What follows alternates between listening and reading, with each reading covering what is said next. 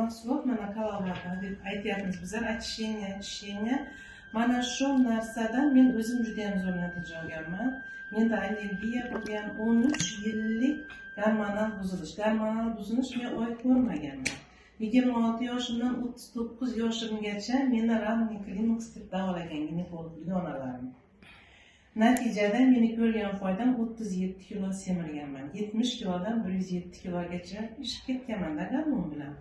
Mana shu kalovatani ichganimdan keyin menda allergiya ham yo'q bo'ldi, o'sha gormonal buzilish joyiga keldi. Hozir yoshim 54 da. Menda qaysi ko'rish xuddi o'spirin qizlardagidek. Endi men sizlarga hozir ko'rsatmoqchi bo'lgan narsa, mana oldingi qatorda o'tirganlarga gaplashaman. Mana Kalovata Light, buni 3 xili bor. Kalovata Light'dan tushgan narsa bu 10 yashar bolaning ichidan tushgan. Yaqinda yo'q. 10 yashar. Kecha menga jo'natyapti. Bolada diagnoz qaranglar, sistemная красная волчанка и buyrak qurishi. Buyrak qurishi bolaga ximioterapiya buyuryapti. Bu bechoralar pul yo'q, 7 million pul kredit olib Toshkentga borib o'sha ximioterapiyani olaman degan joyda men so'radim, nima qo'l qilyapsiz?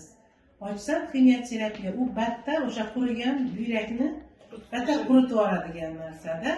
Keyin men aytdimki, yo'q shoshmanglar, o'sha 7 millionni bu yerga ishlab bolamga 7 oy produksiya ichirasan. 10 yashar bolaga. Hali ular 7 oy ichirgani yo'q, hozir 4-oyda.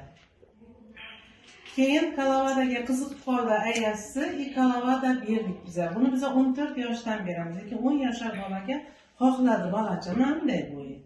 Men ichaman. Mana kecha menga yuboryapti shu mana. Tasavvur qilinglar, bizlar 30 yoshga kirganimizda ichaklarimizda 5-6 kilo kir bo'ladi, musor yig'iladi. Endi tasavvur qilinglar, ichaklaringiz shu paytgacha tozalamaganlar, 50 yoshga kirdingizmi 10 kilo bor bu yerda. 10 yashar bolaning ichidan shuncha musor chiqib yotibdi. Chunki hozir bizlar yoshligimizda kola, fanta ko'rmaganmiz. Meni dadam rayonni glavrachi bo'lgan. Bizlar faqat 1-mayga paradga borsak limonad ichar edik. Boshqa vaqt ruxsat yo'q edi bu narsaga. Gazlangan napitkalar umuman yo'q edi. Shu narsalar bilan bizlar hozir bola mana o'syapti o'sha napitka bilan, kiriyeshki bilan, fast foodlar bilan mana 10 yashar bolaning ichidagi musor. Cho'chqa salityor o'sganda-chi ekan. O'shaning uchun mana bu narsalar haqiqatdan mo'jiza. Bizlar men haqiqatdan ham sizlarga gapirsam nima qilaman? Mana hozir ahvolni so'rayapman onasasidan. Zo'r tozalanibdi, o'zi